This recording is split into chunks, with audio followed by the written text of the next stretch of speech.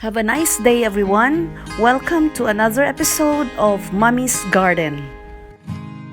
That particular leaf that is being focused has something to do with what I'm going to share in this video. Ano nga ba yan? To find what it is, tara, join me as I reveal the secret of that leaf. Before we get into the details, let me greet each and everyone a very happy Christmas.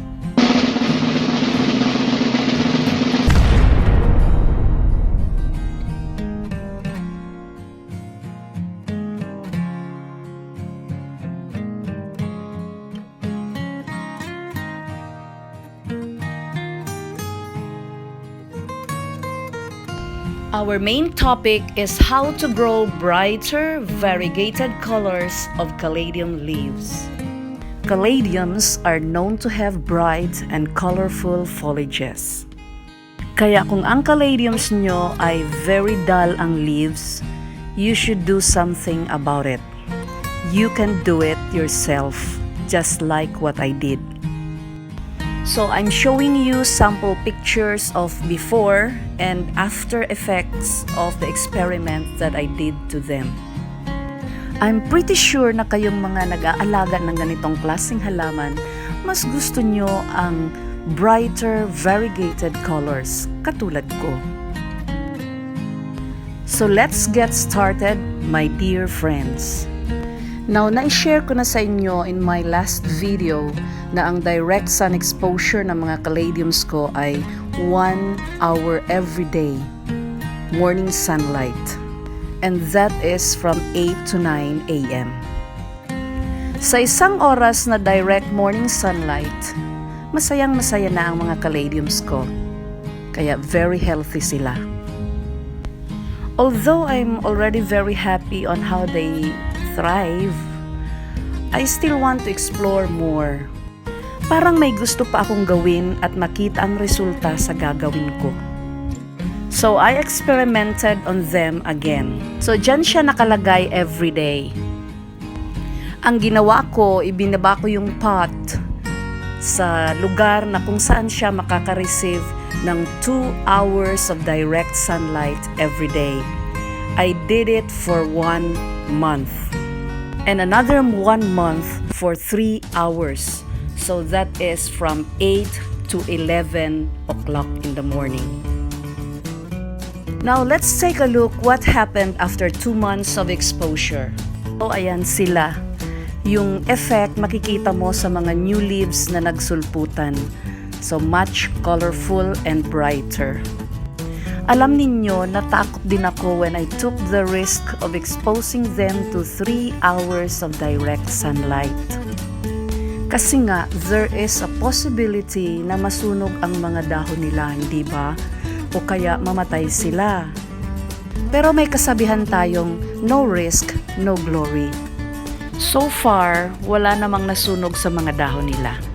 So this time, nakikita nyo ang new and old leaves. May pagkakaiba sa kulay ng mga dahon nila. The additional amount of exposure to direct sunlight has an influence in making brighter, variegated colors in my caladium leaves. As we continue, one more amazing thing happened to my caladium. At the start of this video, may pinakita ko sa inyong dahon. Yan. Yang special na dahon na yan. I was so amazed to see this kind of variegation that appeared suddenly among this group of caladiums. Ang alam ko kasi, wala akong niripat na ganyang kulay. Ito lang ang mga kulay ng dahon na pinagsama-sama ko sa isang pot. Kaya palaisipan sa akin kung ano ang nangyari at paano nangyari na merong ganyan. Sabay-sabay nating tingnan kung saan siya galing. Itong dahon na hinahawakan ko, alam ko kasama siya sa itinanim ko.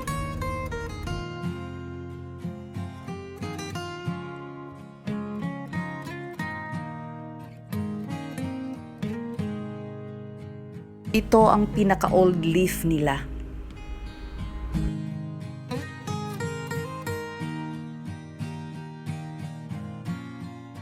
Mahirap maghalungkat sa ilalim kasi napaka-delicate ng stems nila.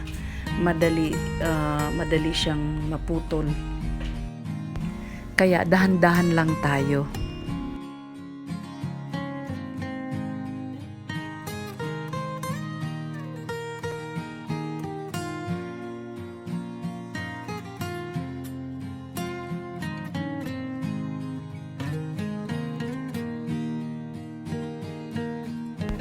Ito, I finally found it. So actually, dalawa na silang bago. Yan. So tingnan natin. Ayan. So, yan yung bagong variegation.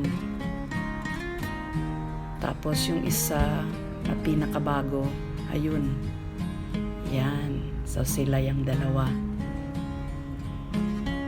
Napakaganda ng kulay ng leaves nila.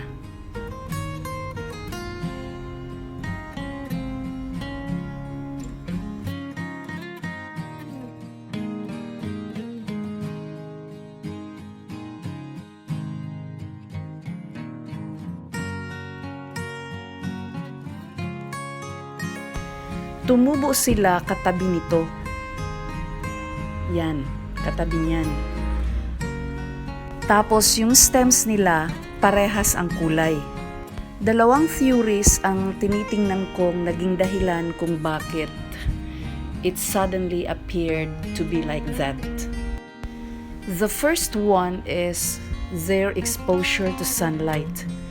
Kasi nga, it's already proven that sunlight can create a much brighter variegation on foliages. The second one is the law of inheritance. Based on their stems that I have seen underneath, ito ang pinaka-parent nila. According to the law of inheritance, meron tayong tinatawag na dominant gene at saka recessive gene.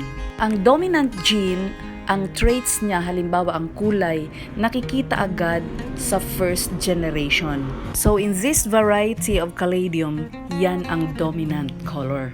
Ang recessive gene naman, its trait does not appear. It is masked. Andyan siya, pero nakatago.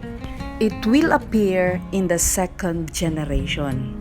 Kaya yan siguro nangyari. Karoon ng variation. Sa pagpapatuloy ng ating kwentuhan, meron pa akong ginawa sa aking Caladium na nakalagay sa isang paso.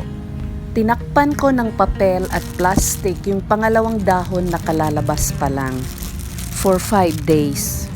Pero iniwan ko ng kaunting butas para makapasok ang carbon dioxide kasi ang controlled ko lang dito ay ang sunlight. Yan ang unang dahon niya. Malaking malaki at ang ganda-ganda ng kulay. So mamaya tingnan natin pag tinanggal ko yung plastic kung ano ang effect kung hindi nakaka-receive ng sunlight. O ayan, ganyan ang itsura niya nung tanggalin ko yung plastic after 5 days. So let's compare the two leaves. Yan, tingnan niyo ang kulay. So amount of sunlight really affects the colors of the leaves on Caladiums. Affected din ang size. So it's our choice which color of leaves do we like on our Caladiums. Kung gusto natin ng lighter colors, then less amount of sunlight.